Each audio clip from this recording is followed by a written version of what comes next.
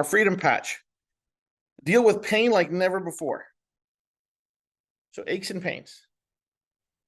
So Jay, what do you mean by aches and pains?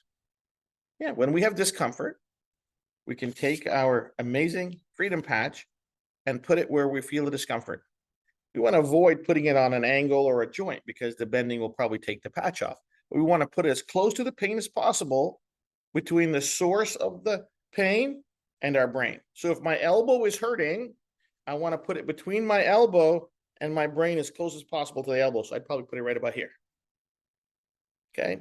If my knee is hurting, I want to put and I can't put it right on top of my knee. I want to put it above my knee because that's closer to my brain. I can wear more than one freedom patch, depending on how many places I have aches and pains. My wife recently got me gardening. I had aches and pains in more than one place.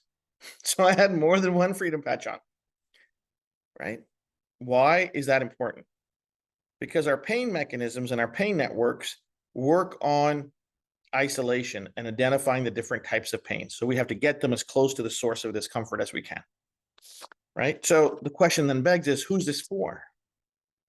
This is for anyone that's going to take an OTC painkiller.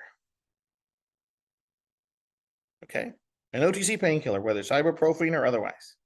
Study shows, so this is the important part, the study shows that over a 2-week period, it was studied for 2 weeks with a control, with a placebo control, that over 80% of people saw relief in under 20 minutes, and on average, a 72% reduction in pain. From medium pain to mild or no pain. That's incredible. And the relief lasted 24 hours. That sink in. An average of 72% reduction in speed, 80% of people reported relief in under 20 minutes, and the relief lasted 24 hours.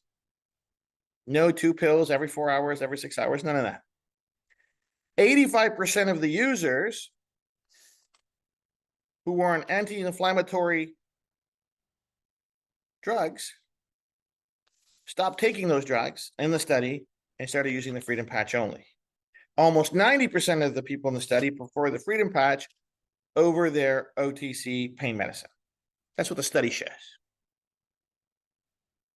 So people say, well, is this going to make the cause of the pain go away? No, right? If you have an injury, what are you doing to manage the pain in the injury? Most people are taking some kind of pill, some kind of painkiller. This is the safe alternative. It's non-habit forming, no side effects, doesn't do anything terrible to your belly or to your intestines, right? Or our gut biome. It's not habit forming, right? So let's not get carried away. What we don't want to do is talk about any specific disease or condition, because we do not cure, treat, or diagnose any disease, right? People that have chronic illnesses take painkillers, yes? Those painkillers are not solving their issue. The painkillers are helping them cope with the pain. This is a drug-free pain coping mechanism that's completely safe for all ages. So we cannot talk about diseases, and we cannot ask about it, because every time we ask about somebody saying, well, what about this disease or what about that disease? We are inferring that it does something for the disease when all we're talking about is the pain and discomfort, right?